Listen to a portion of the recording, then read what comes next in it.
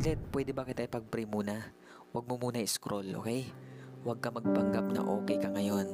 Kapatid, alam ni Lord na ikaw ay hindi okay ngayon. Kaya hayaan mo ipag-pray kita sa oras na to. Let's pray. Father God in heaven, in the name of Jesus, with the power of your Holy Spirit, Lord, we come to you, God, right now, Panginoon. Narito po, Lord God, kami po ay nagpapasalamat kasama ng aking kapatid na nasa kabilang screen, Panginoon. Lord, salamat dahil sa oras na ito, siya po ay nandito kasama kong nananalangin sa iyo, Panginoon.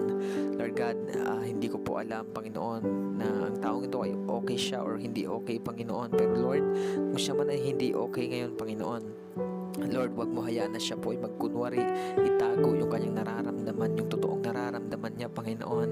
Dahil the more na tinatago niya or tinatakpan niya yung kanyang hindi pagiging okay, Lord, ay mas lalo lang po siyang masasaktan.